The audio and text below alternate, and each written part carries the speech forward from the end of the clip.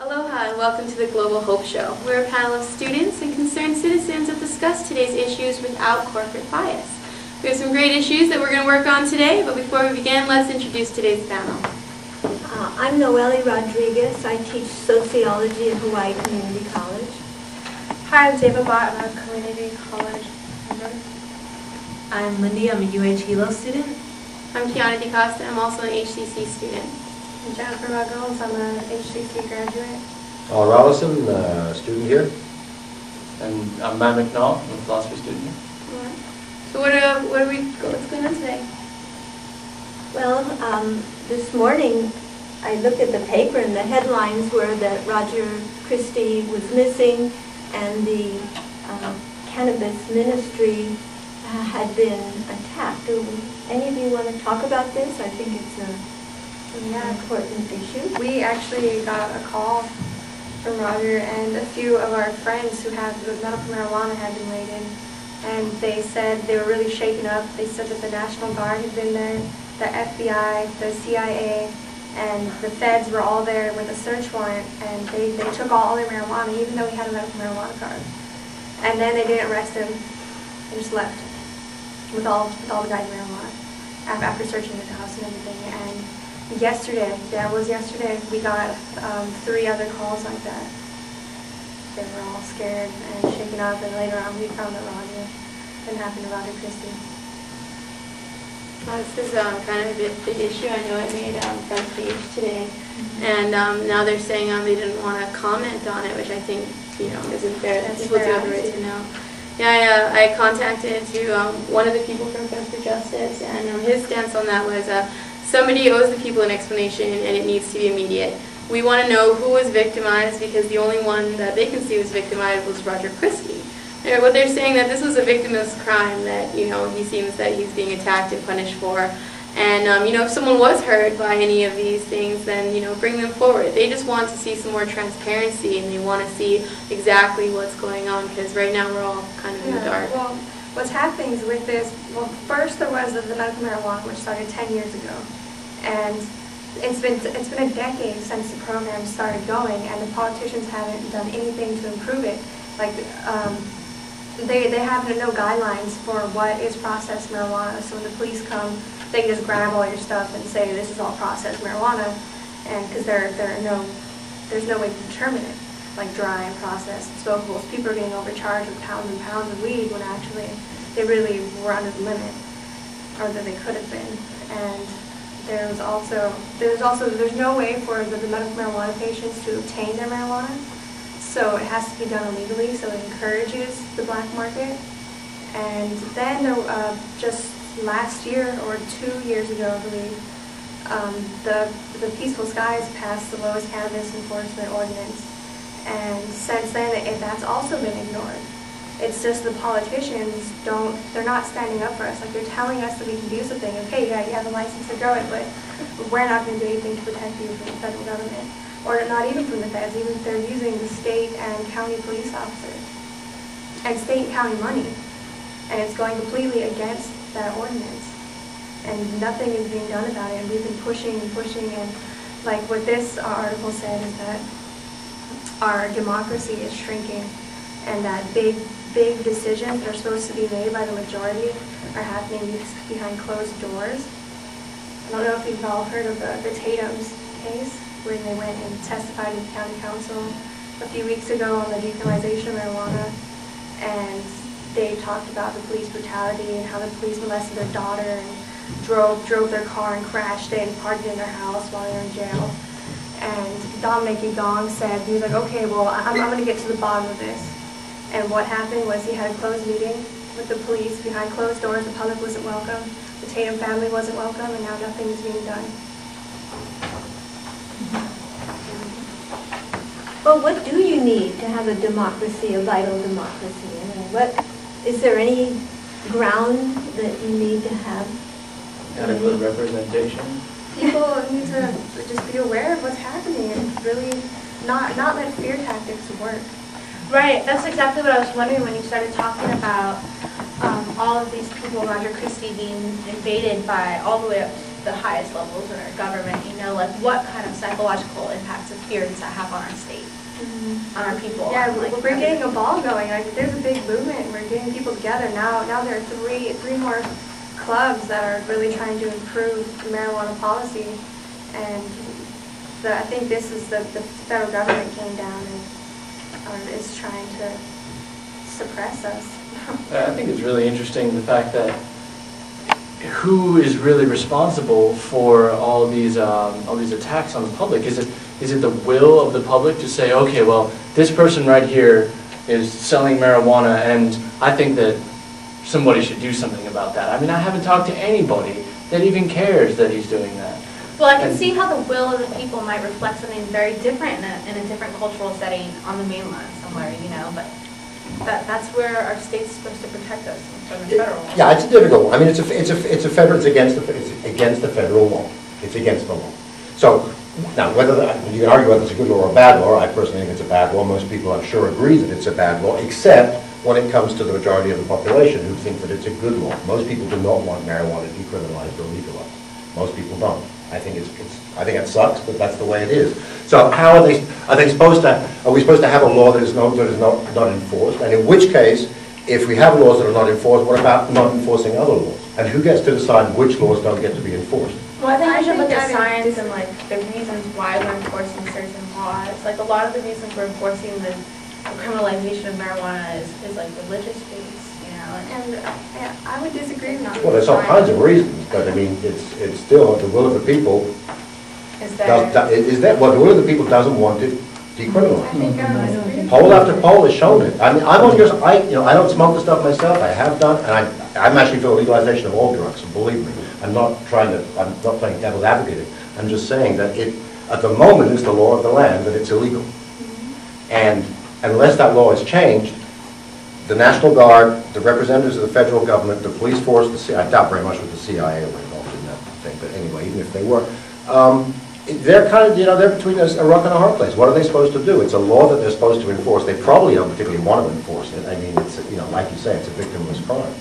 But until we change it at a federal level, or bring it down to a state level, there's going to be these battles and these confrontations. Well, if you're looking at it from a legal standpoint, they're the ones who are violating the Peaceful Skies when they are saying that they have the license to have this medical marijuana. If you're looking at it through a legal standpoint, these people are legally allowed to have that marijuana. They're not out drug selling and drug dealing. Well, not under federal law. They're not. But wait a minute. Wasn't it the case that when Obama came in, he got Eric Holder to take the position that they would minimize, they would always respect state law, And this isn't a state law, but it's a county situation. And now I think it's going through the legislature, and it would be wonderful if there would be a movement within the state where people really put pressure on their legislators, on their representatives and senators to start decriminalization processes and really make medical marijuana, a reasonable. Wait, okay. So first of all, you're saying that the majority of the people on this island don't. No, I'm saying it's a federal offense, and the majority of people in the United States. Which, if we're talking federal crime, you've got to talk the population of the states, not just the population of this county. So, in the Constitution, do you think it says that the federal government overrides the state? I think it says very specifically in the Constitution that those laws that are not specifically, what's the word they use? Mentioned is not the word, but specifically in the Constitution are devolved down to the states. I agree, but at the moment, until the Supreme Court decides otherwise, it's a federal offense. It's a Class A narcotic. Is it a Class A or Class B narcotic? Anyway. Schedule 1. Sorry, Schedule 1 narcotic. And it's illegal to distribute it. It's illegal to possess it. I think that sucks. Believe me. I'm not supporting it. It just seems like there's this idea that, it doesn't say in our Constitution that for state and county laws that the federal government overrides the state government on all laws, on all issues. The Constitution was written on him. I thought that's an important point. It doesn't say that. That's what everybody says, but then when we actually look it up, it doesn't say that. doesn't say that the federal government overrides state law. Because it's supposed to be republics, you know? Like we have these republics, we have these states, and we vote on their representatives. See, what I see is a consistent problem here of this gap in our backyard of the distance between what the people want and voted for and what we're actually getting. And this is really true in the health care issue also, that the people want, you know, they want to have the public option. They want to have all these things, and their representatives are not representing them, they're representing the insurance industry. But with the case with marijuana, it's really creepy because you start, you know, wondering, why are the police doing this? Why is there this attacking? And part of it, I really believe, has an attitude of, oh, it's just hippies, or it's just people who are poorer, or, you know, that it's just them, you know, and that there's this marginalization of a huge part of our population that is then repressed and not represented in what's supposed to be a democracy. We're so hugely propagandized too that, I mean, I really think that the majority of the people that hold views don't hold their own views. They just hold the views of what they've been told through the media and through authority figures. And I really think that if people were to educate themselves fairly on the subjects, that they would really decide something different than the majority is representing right now. I mean, the marijuana issue is absolutely something that I think people are misinformed about and have been conditioned to believe a certain idea. The same goes for healthcare. I mean, you're from Britain, right? And if I'm not mistaken, they have a healthcare system in England that is really socialized in a sense, right? Yeah, it's a government run.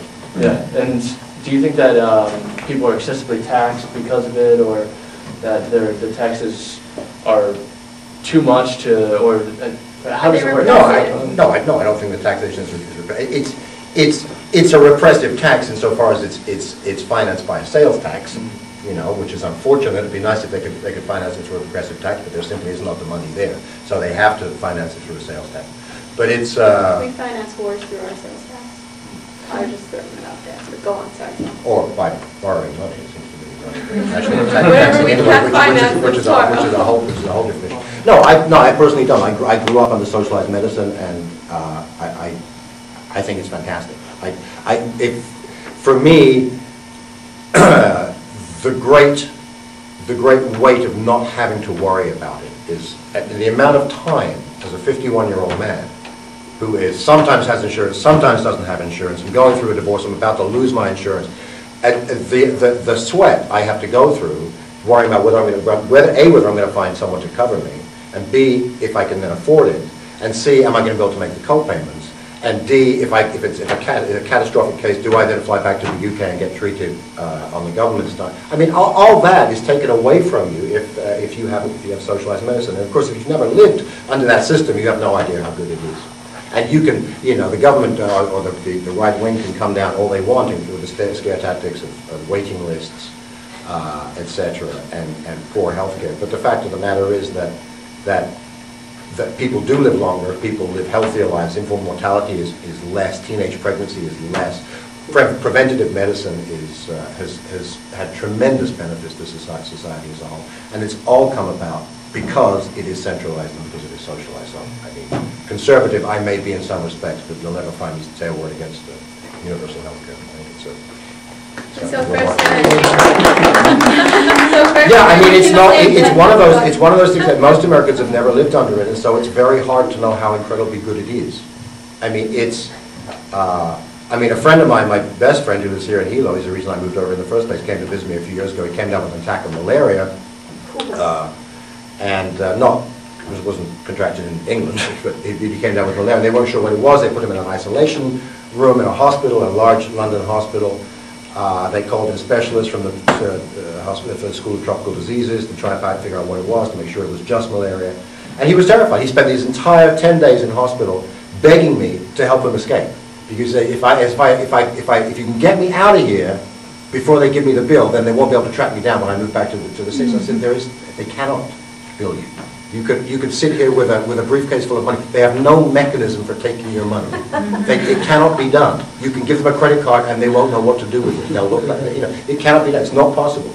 And sure enough, when he was treated, he was released, he was given some medication, he was given some prescriptions, and he was had a few follow-up visits, and of course didn't pay a red cent, and that's the way it should be, because it wasn't his fault he came down with malaria, any more than it's anybody's fault if they get hurt in a car crash, or they get cancer, or they get leukemia, or whatever. It's the job of society to look after the least among us, and that's how we judge societies. That's how we've always judged societies. We can look back at the Roman civilization, the Greek civilization, we say, yes, they were wonderful in many respects, but my God, didn't they treat their slaves badly? Didn't they treat the least among them badly? And that's how we're always judged. And, I've been looking at the whole system for a while, and it like kind of baffles me, because it's like we're born and right off we're given food that isn't good for us, and then we get really sick because we're never taught preventative measures. So we're buying this food, and then we got to buy the health care, and then we got to buy the insurance, and then we got to buy our deathbed. It's like an American Holocaust or something. Well, no, I want to take off from that Americans are really afraid, and they have good reasons to be afraid. There's a sense of inadequacy. Our college students, they have to pay for their tuition, they have to pay for their books, they have to, have jobs. How many times I ask my students, how many of you are working? And they say, how many jobs? I have 2 jobs or 3 jobs, And why? Because they're, the bosses don't want to give them 20 hours work, because then they would have to get health care coverage, So Americans are very afraid,